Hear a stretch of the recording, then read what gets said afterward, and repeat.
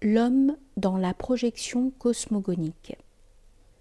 Le rayonnement créateur coïncide avec le mystère de la Maya existentielle, non de la Maya tout court, laquelle englobe à son sommet le principe existentiel.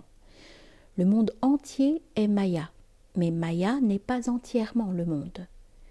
L'essence divine, le surêtre, se réverbère dans la relativité en donnant lieu à la personne divine, à l'être créateur. La question du pourquoi de la création a donné lieu à bien des spéculations. Nous y avons répondu plus d'une fois au cours de nos exposés. La projection cosmogonique a pour cause ultime l'infinitude propre à l'absolu.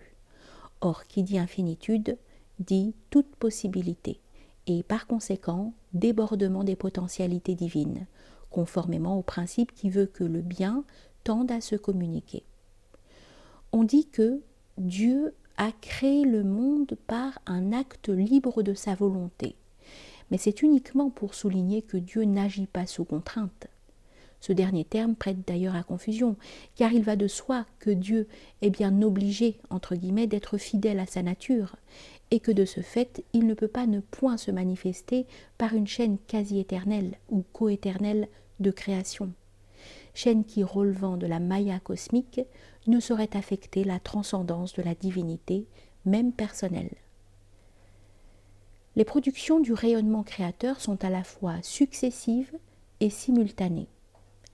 Elles sont successives en tant qu'elles construisent le monde ou émergent dans son espace, et elles sont simultanées en tant que, le monde étant déployé, elles en constituent la structure hiérarchique. La projection universelle n'implique aucune émanation au sens littéral et conventionnel du terme, et en tout cas exclut toute évolution transformante, bien que des adaptations superficielles à un milieu donné soient toujours possibles. Nous nous référons ici à des principes qui, par leur nature, échappent aux investigations empiriques, mais non à la pure intellection. L'intuition intellectuelle étant enracinée dans la substance même de l'esprit humain, sans laquelle l'homo ne serait pas sapiens. À première vue, on pourrait croire que l'aboutissement de la projection cosmogonique est la matière. Celle-ci apparaît en effet comme le point de chute de la trajectoire existentiante, mais elle ne l'est que sous un certain rapport, celui de la substance cosmique, dont elle est le mode le plus extériorisé et le plus contingent. Il en est ainsi du moins pour notre monde sensoriel, car on peut concevoir des substances indéfiniment plus solidifiées que la matière qui relève de notre cosmos spatial. À un tout autre point de vue, nous dirons que l'aboutissement de la trajectoire manifestante est non telle substance contenant, mais la forme contenue, à savoir la chose créée, reflet plus ou moins lointain de tel archétype divin. Les reflets des idées englobent non seulement les phénomènes positifs, mais aussi les phénomènes négatifs, en tant qu'ils comportent des éléments positifs sous peine de ne pas pouvoir exister. Une créature mauvaise possède au moins et nécessairement le don de l'existence, et par surcroît telle qualité ou telle faculté. Sous le rapport dont il s'agit, la manifestation cosmique est globalement un bien, puisqu'elle représente les qualités de l'être majuscule. Un autre mode de la projection cosmique est ce que nous pourrions appeler l'accident privatif. Cette projection rend directement compte de l'éloignement à partir de la source divine. La manifestation n'est pas le principe, l'effet n'est pas la cause. Ce qui est autre que Dieu ne saurait posséder les perfections de Dieu, et il doit en résulter, en fin de compte, en deçà de l'imperfection générale du créé, ce phénomène privatif et subversif que nous appelons le mal. C'est-à-dire que le rayon cosmogonique, en s'enfonçant en quelque sorte dans le néant, finit par manifester la possibilité de l'impossible. L'absurde ne peut pas ne point se produire quelque part dans l'économie du possible divin, sans quoi l'infini ne serait pas l'infini. Mais à rigoureusement parler, le mal ou le diable ne saurait s'opposer à la divinité, qui n'a pas d'opposé. Il s'oppose à l'homme, qui est le miroir de Dieu et le mouvement vers le divin. Un mode qui compense et en un certain sens vainc le phénomène du mal et qui même couronne tous les autres modes est la réintégration. Le mouvement cosmogonique n'est pas centrifuge seulement, il devient centripète en fin de compte, c'est-à-dire qu'il est circulaire. Le cercle de Maya se referme dans le cœur de l'homme déifié. Sous ce rapport, l'aboutissement de la projection cosmogonique est l'homme, ou précisons, l'intellect percevant l'absolu, puis la volonté tirant les conséquences de cette perception. À la question de savoir pourquoi l'homme a été mis dans le monde alors que sa vocation foncière est d'en sortir, nous répondrons, c'est précisément pour qu'il y ait quelqu'un qui retourne à Dieu. C'est-à-dire que la toute-possibilité exige que Dieu non seulement se projette, mais aussi réalise la béatitude libératrice du retour. De même qu'un miroir réalise à sa manière le soleil qui s'y reflète, de même l'homme réalise son modèle divin, tout d'abord par sa nature théomorphe et ensuite par les conséquences qu'elle implique. À ce mode de projection cosmique qu'est le phénomène humain s'ajoute un mode pour ainsi dire secondaire mais intrinsèquement central, à savoir le mode avatarique, la descente divine, l'incarnation, mode suprême de la projection d'Atma en Maya. Dans le cadre de l'humanité déchue et à cause de cette déchéance, la projection humaine initiale se répète par l'avatara afin de rétablir l'équilibre et de restituer à l'homme sa vocation première. C'est ce dont témoigne le symbolisme de la danse des gopis autour de Krishna. L'animalité peut manifester des modes de déchéance aussi bien que des modes de perfection, mais l'espèce animale ne peut déchoir. Seul l'homme, participant à la liberté divine et créé pour choisir librement Dieu, peut faire un mauvais usage de sa liberté sous l'influence de ce mode cosmique qu'est le mal. Quoi qu'il en soit, s'il est permis d'user d'un symbolisme un peu insolite, de même que le boomerang, par sa forme même, est prédestiné à retourner auprès de celui qui l'a lancé, de même l'homme est prédestiné par sa forme à retourner auprès de son divin prototype. Qu'il le veuille ou non, l'homme est condamné à la transcendance. Humainement parlant, le rayon cosmique privatif et subversif n'est autre que le princeps ujus mundi. La pire des perversions est celle de l'homme, puisque corruptio optimi pessima. La tendance ténébreuse et descendante non seulement s'éloigne du souverain bien, mais aussi se dresse contre lui, d'où l'équation entre le diable et l'orgueil. Et ceci nous permet d'insérer ici la considération suivante. Tout proche de l'orgueil sont le doute, l'amertume et le désespoir. Le grand mal pour l'homme, ce n'est pas seulement de s'éloigner de Dieu, c'est aussi de douter de sa miséricorde. C'est ignorer qu'au fond même de l'abîme, la corde de sauvetage est toujours là. La main divine est tendue, pourvu que nous ayons l'humilité et la foi qui nous permettent de la saisir. La projection cosmique éloigne de Dieu, mais cet éloignement ne peut rien avoir d'absolu. Le centre est partout présent. Il est dans la nature du mal de s'insinuer dans tous les ordres, dans la mesure du possible. Toute créature a certes le droit de vivre dans l'ambiance que la nature lui a assignée, mais chez l'homme, ce droit donne lieu au vice d'extériorité, de superficialité, de mondanité, bref, d'horizontalité naïve et irresponsable. Mais l'écueil n'est pas seulement dans l'ambiance tentatrice, il est déjà dans la condition humaine en soi, et c'est l'abus de l'intelligence. On pourrait le caractériser par les termes de titanisme, d'icarisme, de babélisme, de scientisme, de civilisationnisme. Au demeurant, il n'y a pas d'excès qui n'ait sa source indirecte dans quelque vérité ou réalité. Ainsi, le nihilisme et le désespoir pourraient se référer bien abusivement à l'illusion universelle, ou disons à l'aspect d'illusion de la projection cosmogonique. D'une manière inversement analogue, l'aspect d'identité qui réduit ou ramène Maya à Atma donne lieu indirectement et caricaturalement à l'autolâtrie de certains pseudo-védantins et aussi à l'idolâtrie en général. On prend l'image pour la chose réelle, le moi empirique pour le soi immanent, le psychique pour le spirituel. Code absite.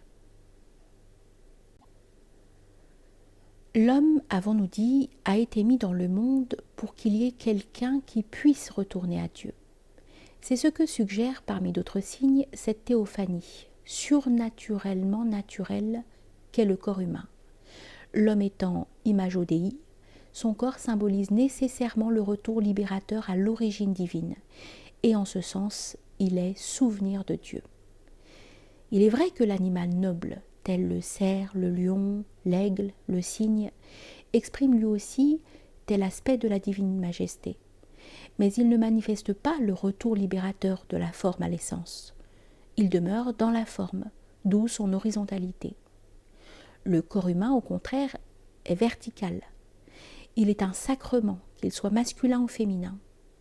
La différence des sexes marque une complémentarité de mode et non, de toute évidence, une divergence de principe.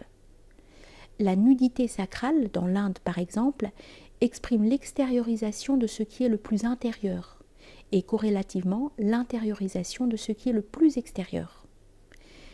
Et c'est pour cela que nu je danse, comme disait Lalla Yogeshwari après avoir réalisé le soi immanent. Les extrêmes se touchent. La forme naturelle peut véhiculer l'essence surnaturelle, celle-ci peut se manifester par celle-là.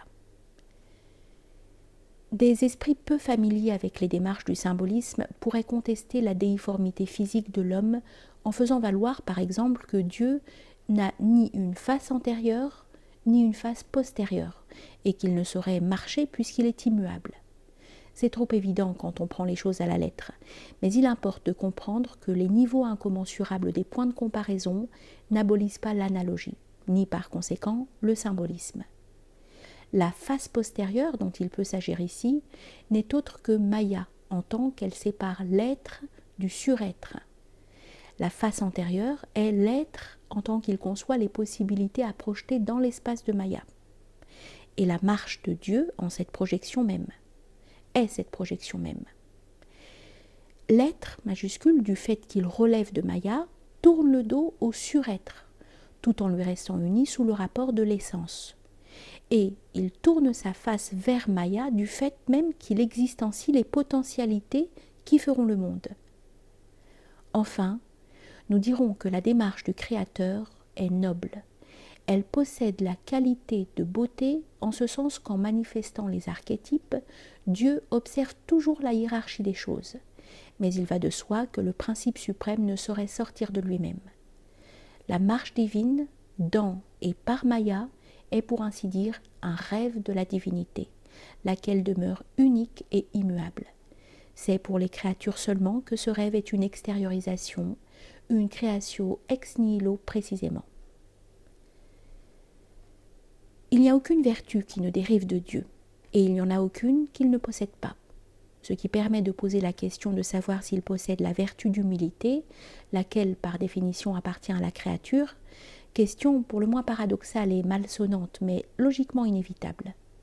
La réponse est que le Dieu personnel de toute évidence ne s'oppose en rien à la divinité suprapersonnelle, dont il existencie certaines potentialités. L'être ne saurait contredire le surêtre, le Dieu personne est pour ainsi dire soumis à sa propre essence, le pur absolu. L'unité divine ou l'homogénéité de l'ordre divin n'est pas entamée par les degrés de réalité. Dire que Dieu est un signifie non que la réalité principielle ne comporte pas de degrés, mais que l'être majuscule est unique et indivisible. Il possède néanmoins des qualités et des facultés sans quoi les créatures n'en posséderaient pas. Mais revenons à la question de l'humilité. De même que le Dieu personnel est soumis, donc en un certain sens humble, à l'égard de la divinité suprapersonnelle, de même l'homme doit se montrer humble à l'égard de son propre cœur intellect, la parcelle divine immanente. L'orgueilleux pêche contre sa propre essence immortelle aussi bien que contre Dieu et les hommes. Avec toutes ces considérations, sans doute peu communes mais d'autant plus instructives à certains égards, nous entendons montrer que les correspondances universelles ne se bornent pas à des images fondamentales, mais incluent aussi les aspects secondaires des symboles clés. En tout état de cause et en dépit de toutes les analogies évidentes entre les ordres célestes et terrestres, il doit être bien entendu que sous le rapport de l'incommensurabilité, il n'y a rien dans le monde qui ressemble à Dieu. Quand on affirme que Dieu est au-delà de l'opposition entre le bien et le mal, cela signifie non que pour Dieu le mal n'existe pas en tant que tel, mais que Dieu voit les choses sous tous les rapports les concernant, et que par conséquent, le mal n'est pour Dieu qu'un aspect fragmentaire, provisoire, et tout extrinsèque d'un bien qui le compense, et finalement l'anéantit. En d'autres termes, Dieu ne perçoit le mal que dans son contexte métaphysiquement indispensable, en connexion d'une part avec le bien que le mal contredit, et par là rehausse, et d'autre part avec le bien qui le vaincra, puisque vincit omnia veritas. On a dit en climat soufique que Dieu n'a pas besoin d'aimer et qu'il n'a pas davantage besoin de notre amour, ce qui est malsonnant à cause de l'ambiguïté du terme Dieu, lequel s'applique a priori à la divinité personnifiée, alors que dans l'opinion mentionnée, il s'agit de toute évidence de la divinité suprapersonnelle, laquelle précisément n'est pas un interlocuteur pour l'homme. Que le surêtre soit l'essence de l'amour n'y change rien, étant donné que dans la réalité absolue, l'amour n'a pas d'objet en dehors de lui-même. Autrement dit, la bipolarité sujet-objet est dépassée dans la béatitude. Précisons que pour le surêtre, nous n'existons pas. Ce n'est qu'en tant qu'être que l'absolu conçoit notre existence. Le grand écueil des théologies monothéistes est la confusion de facto des deux niveaux. Il n'y a pas de Dieu qui soit à la fois et sous le même rapport être et surêtre, personne et essence, Goth et Gothet, Ishvara et Paramatma. Un vouloir personnel est une chose, la toute-possibilité en est une autre. Dieu ne perçoit le mal que dans son contexte métaphysiquement indispensable, avons-nous dit. Cette perspective divine, si une telle expression est permise, doit se répéter dans l'âme humaine, et c'est même la première condition de la voie de retour dont nous avons parlé plus haut. Loin de s'enfermer dans une perspective horizontale, en considérant les choses isolément et comme si elles étaient de l'absolu, l'homme ascendant ne perd jamais de vue ce point de référence catégoriquement impératif qu'est Dieu. Il voit les choses dans leur contexte divin, non par un effort accidentel, mais par une disposition profonde du cœur. Il en résulte pour l'homme toutes les qualités qui donnent un sens à la vie. L'humilité et la charité, c'est-à-dire la connaissance de soi et la compassion envers les autres, la résignation à la volonté du ciel et la confiance en la miséricorde, ou la crainte et l'amour.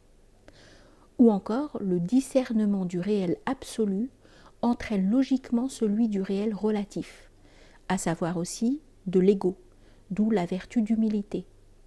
De même, l'union avec le divin, soi, entraîne l'union avec notre prochain, et c'est la vertu de charité. C'est ainsi que l'humilité et la charité, bien comprises et bien appliquées, sont des critères de sincérité pour le discernement métaphysique d'une part et l'union mystique d'autre part. Ceci dit, revenons à notre point de départ.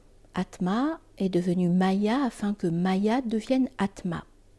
La raison en est que la divine toute-possibilité, laquelle coïncide avec l'infinitude, implique la possibilité pour Dieu d'être connu du dehors, et à partir d'autres que lui. C'est tout le sens de la création de l'homme, et même de la création tout court. Le souverain bien, au niveau de l'être, se différencie et les qualités qui en résultent s'extériorisent.